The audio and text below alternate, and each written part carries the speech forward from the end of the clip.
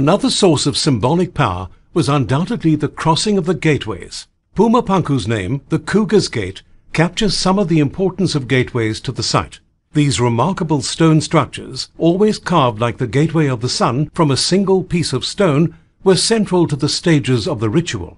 The visitor may have passed through gates to enter the city, and again before crossing the moat, but he or she definitely passed through a gate at the base of Pumapunku, and again the first time he or she summited the complex before descending into the dark. The person would do so again before leaving the darkness and re-entering the daylight at the summit.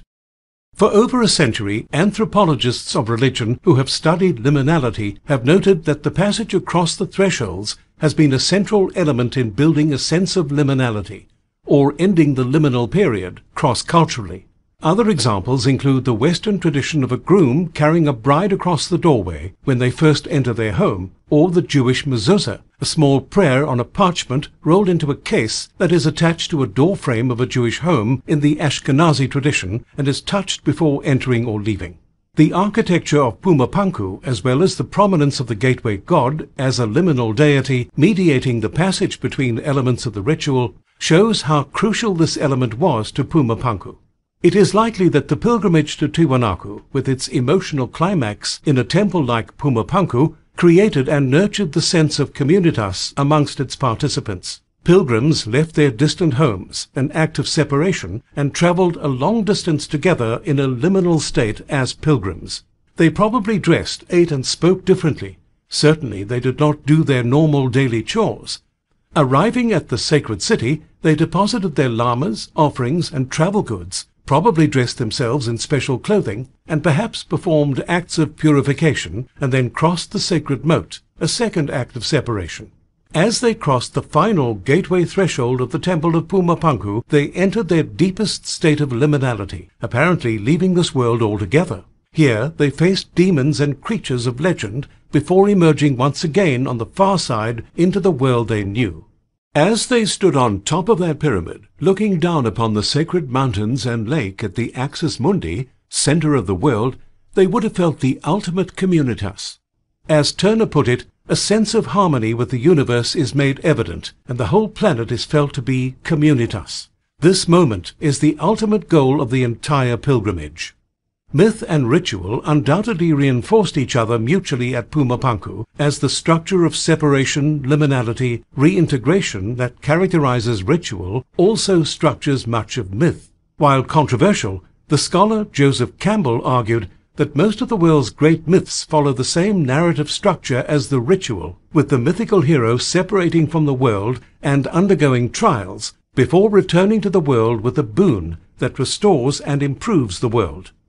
While it is unknown what kind of myths were related to the people of Tiwanaku, historians do know the tales their cultural descendants, the Inca, told. They spoke of Viracocha, a sun god, depicted as carrying two staves and surrounded sun rays, undoubtedly a deity connected to the Pan-Andean gateway god. Viracocha emerged from the waters of Lake Titicaca, or a nearby cave.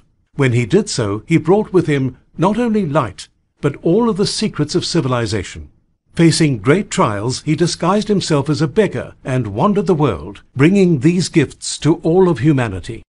It is likely that a myth very similar to this one fueled their beliefs of the Tiwanaku pilgrims, who saw themselves as walking in the footsteps of the gateway god as they descended into the dark and wet depths of Pumapunku, only to rise again from their own sacred isle to bring civilization to the far-flung corners of the Andes where they originated.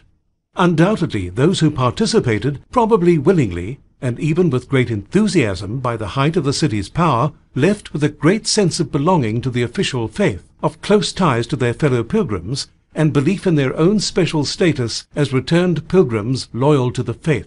For the city's priestly managers, this system both drew in wealth in the form of offerings, which allowed for them to prosper despite not controlling any manufacturing or any armies of extortion, and it also protected and reinforced their standing, creating new generations of loyal followers. At the same time Tiwanaku flourished in the Titicaca Basin, another power was emerging to the north, in what is today central Peru. The great city of Huari, also written Huari, emerged as a classical imperial power, and it appears that the rulers of the city commanded armies, conquered and ruled their neighbors, established colonies, and supported a major population in their capital. This is in stark contrast to Tiwanaku, where the rulers appeared to have not exercised direct control, but instead commanded spiritual loyalty. It would appear at first glance that Tiwanaku was ripe for conquest by its expansionist, militaristic neighbor, but despite centuries of coexistence, this never happened. To the contrary, it appears that the two regions enjoyed different areas of influence and even overlapped at points. Much of this may be due to the fact that the elites of Wari also worshipped the staff god, which they probably adopted from the previous civilization of Chavan. For instance, Wari pottery and art of the time period show many of the same motifs, and clearly the same deity as that in Tiwanaku. It is possible that the people of Wari recognized the special status of Tiwanaku and respected its spiritual authority. A similar example might be seen in the complex relationship between centralized militaristic China and its neighbor, the decentralized spiritual Tibet. At times, the two were politically distinct and independent, and at other times, Tibet was a vassal of China, providing spiritual guidance in return for protection, while the Tibetans themselves dominated large areas of China without becoming Chinese. Nowhere is this relationship more enigmatic and interesting than in a site along the border of the two zones of influence, Cerro Ball. A terraced mountain fortress city, this strongpoint was built by Wari overlooking the Mokugua Valley, which was inhabited by people who appear to have been aligned with Tiwanaku. Both societies had elaborate irrigation technologies, and it appears that at Cerro Ball they shared water, allowing both communities to flourish side by side for a prolonged period. However, there is no evidence of one group conquering the other, nor is there evidence of extensive trade or economic connections between the two. This remarkable location shows that some accommodation was made between the elites of Wari and Tiwanaku. Tiwanaku was not like other great capitals of the world, and its eventual decline and disappearance also did not follow models seen elsewhere in the world.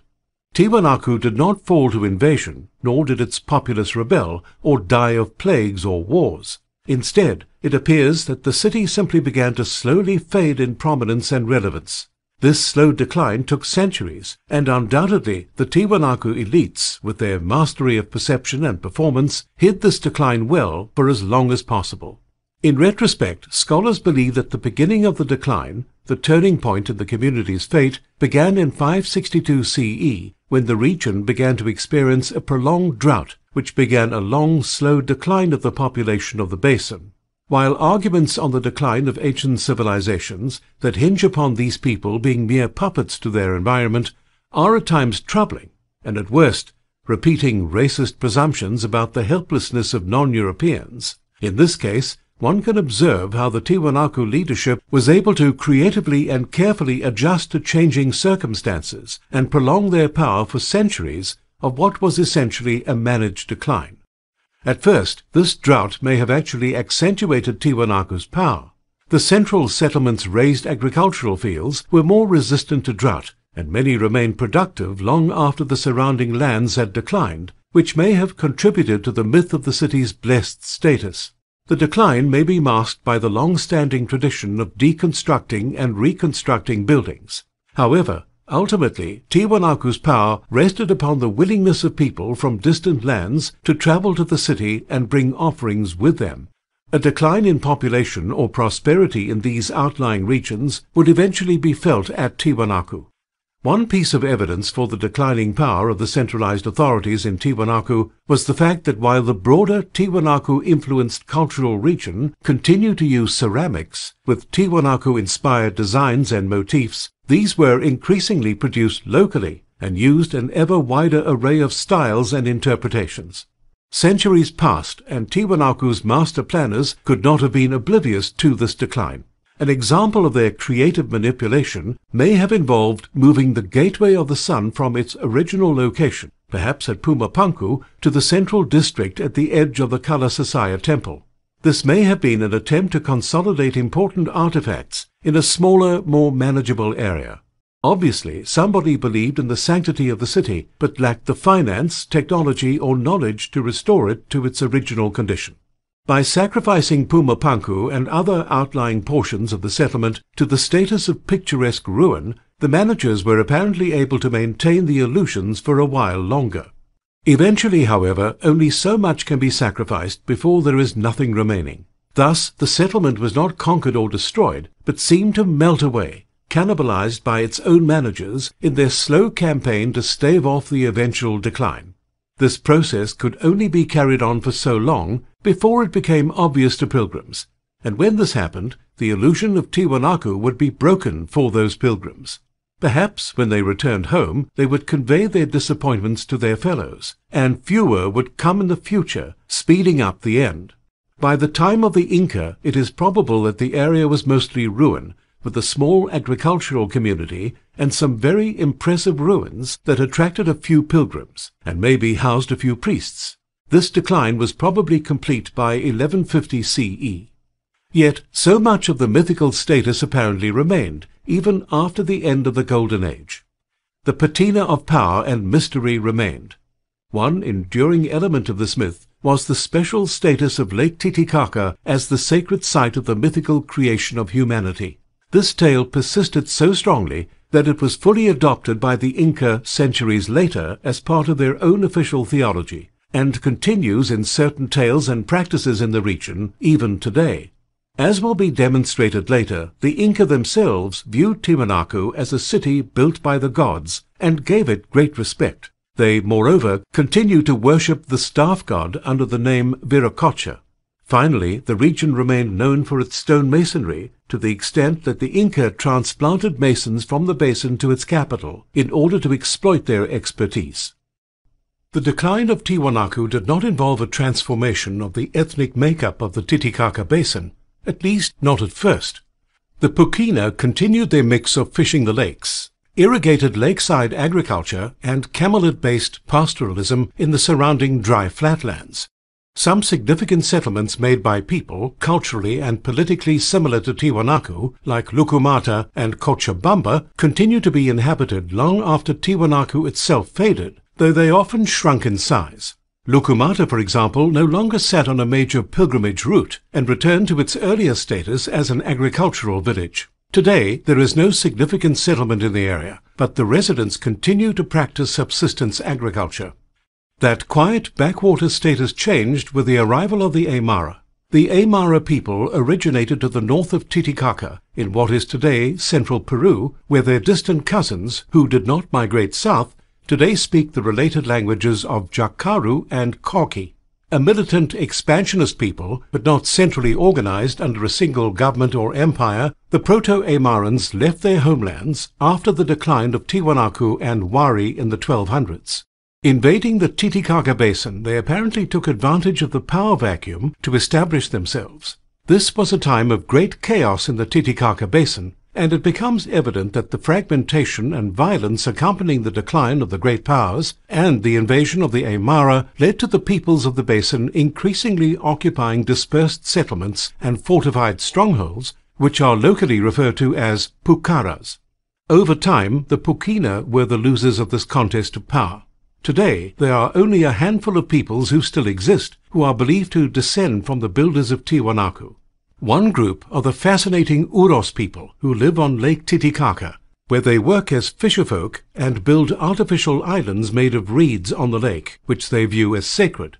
While today they speak Aymara, they are distinct from their land-bound Aymara neighbors and refer to themselves as Lupihaks, or Sons of the Sun, perhaps a reference to the solar gateway god. Further from the original location of Tiwanaku are the Uru and Chipaya peoples, who live in the remote Sabaya province of Bolivia and to the east on the shores of Lake Pupo, and preserve ancient, distinctive traditions, including a lifestyle as fisherfolk. This dispersed Aymara domination of the region, never consolidated under a single government, eventually fell way to conquest by the mighty Incan Empire after 1470 CE. The Inca were a remarkably centralized, militarized empire that sought not only to conquer, but culturally homogenize the lands they conquered. Hence, they would often move populations around their empire to break down ethnic ties of people to particular regions. The Inca had a particular mythology which claimed that theirs was the first civilization, and when faced with a proof of the antiquity and skill of Tiwanaku's builders, they interpreted the city as being of divine origin. It appears that whatever remnants of Tiwanaku cultural memory existed when the Inca arrived were annihilated by their empire. Populations were moved out to work as stonemasons elsewhere. The Aymaraization of the population accelerated, and stories that contradicted official Incan myths were discouraged. By the arrival of the Spanish, there is no folkloric memory of the previous settlement, even in the Aymara town of Tiahuanaco, built over the top of it. This cultural and historic break, exacerbated by exporting local and importing more Aymara speakers, meant that the new local population's ancestors at most had visited ancient Tiwanaku as pilgrims, but did not have a relationship as inhabitants, priests, or staff of the site. That does not, however, mean that the Inca avoided or ignored the site. To the contrary, they appear to have celebrated the ancient ruins, re-inhabiting and adapting them to their own needs. While the original Tiwanaku was based around the sacred precinct around the Acapana pyramid, the Inca instead favored Pumapunku.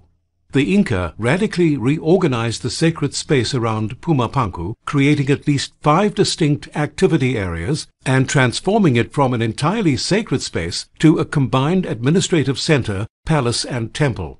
The Inca integrated the site into their own network of huaca capture and appear to have treated the place with great reverence.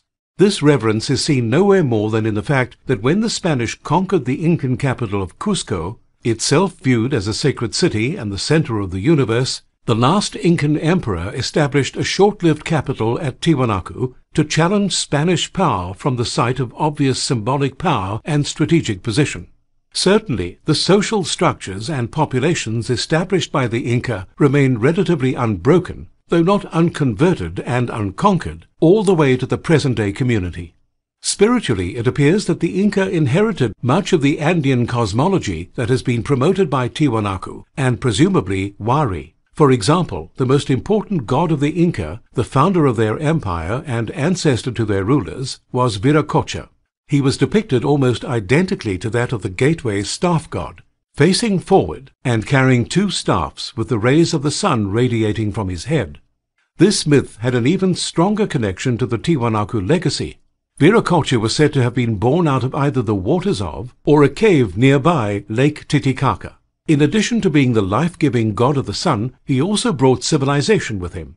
These tales were recorded by the Spanish, who documented the Incan religion even as they sought to destroy it, but one can undoubtedly read the echoes of Tiwanaku into this. The entire architecture of Tiwanaku, the roofed semi-subterranean temples, damp with the carefully collected and channeled rainwater, ending in stairways rising up to the glorious summit of the Acapana, where the pilgrim is bathed in sunlight, and the view of the basin, were most likely the ritual accompaniments to these same myths. Pilgrims could be like the divine savior, emerging from their own caves and returning to their communities filled with the mysteries of the lakeside fantasy land. It is thanks to the Incan dedication to these shared pan-Andean myths that they have survived to this day. Unlike other famed South American ruins, like Machu Picchu in Peru or the Ciudad Perdida in Colombia, Tiwanaku was never lost and rediscovered. The presence of the vibrant town of Tiahuanaco amongst the ruins, even using them as building material, especially for their church, meant that from the very first arrival of the Spanish, they were commented on.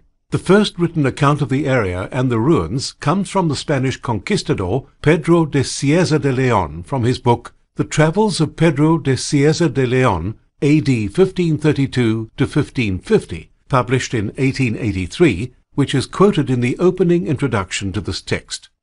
The buildings of at least the Pumapunku were still in use at the time of the conquest, and all of them were in much better shape than they are today. Diego de Alcobaza, a Spanish Catholic priest, noted during his 16th century visit to the ruins that the walls, roofs, floor, and doorways are all of one single piece carved out of a rock, and the walls of the court and of the hall are 3/4 of a yard in breadth.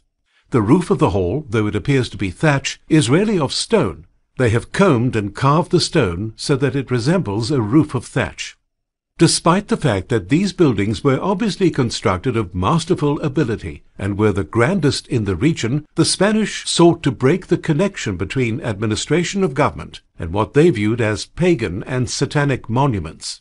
Therefore, while they marveled at the ruins, there is no evidence that they inhabited or used them except as convenient sources of stone.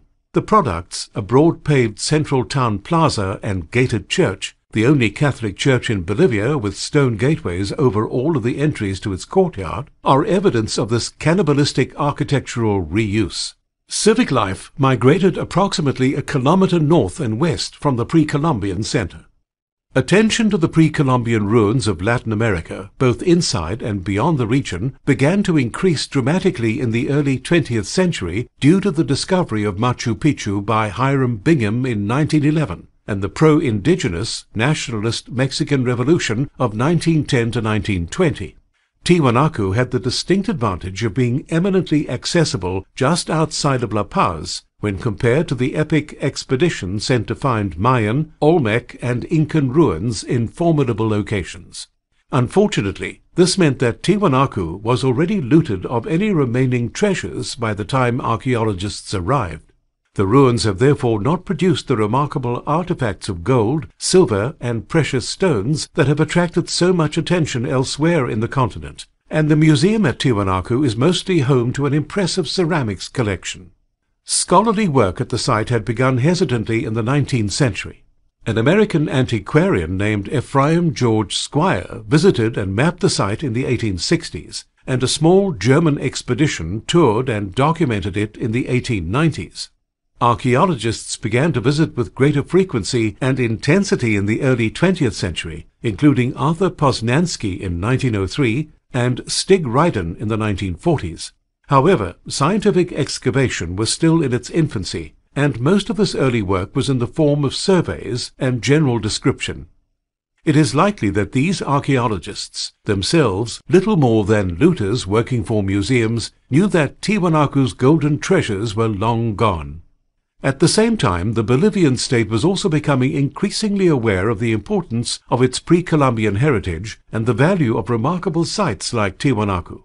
An easy day trip from La Paz, it began attracting more and more visitors, both domestic and international, and is today frequently ranked as one of the top locations in the entire country. As was the case for centuries in one form or another, the villagers of Tiwanaku have become increasingly dependent upon visitors to the site for their livelihood, and there has been a growth in tourist infrastructure, 2 museums, hotels, hostels, restaurants, etc.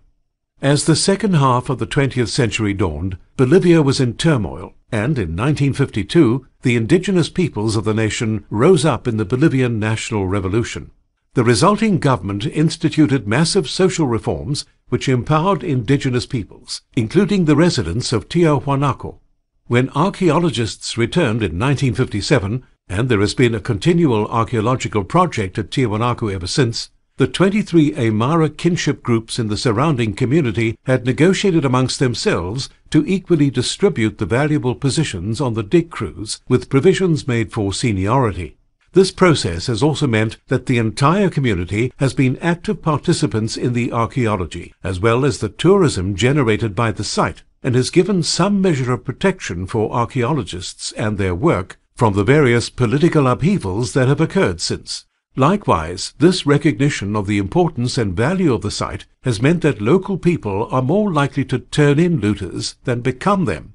In fact, during a 2001 indigenous uprising, armed Aymara militants, who saw it as part of their ethnic heritage, occupied the site in order to protect it from possible looters taking advantage of the chaos.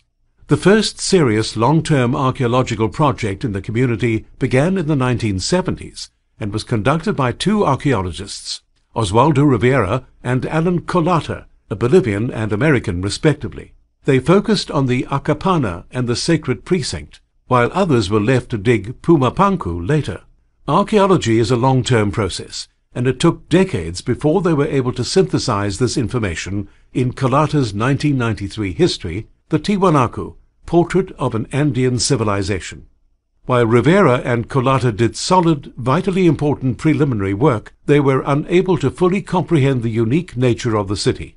The assumption was that the traditional elements of ancient city life, vast residential neighborhoods, industry, political centralization, and military complexes were not absent, but simply had not been uncovered yet. This is one of the challenges for archaeology, determining what was actually present or not present at a site, versus what remains under the soil yet to be discovered. The contemporary understanding of Tiwanaku, not so much as a city, but as a Vatican Disney center for pilgrimage, based upon an economy of religious offerings, and populated not by a city's worth of citizens, but by a small staff, came not from Riviera and Colata, but from the next generation of archaeologists. In particular, the most significant excavator and analyst who brought about the radical change in thinking about the site was Alexei Vranic. His revolutionary 1999 doctoral dissertation ignited new debates about the site, and he brought new computer spatial mapping techniques to the site, culminating in Vranic and Stanish 2013. He has continued to be important since then, and today teaches at UCLA.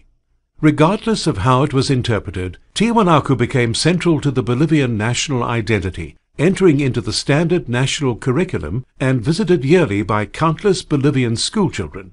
In 1986, the new 200 Bolivianos note, the largest denomination of the national currency, was drawn up to depict the monuments of Tiwanaku on its reverse, further cementing its presence in the national imagination. It is the only pre-Columbian theme on any Bolivian currency. In addition to this understandable enthusiasm and pride in the site, Tiwanaku has also attracted some unwanted attention over the last 60 years.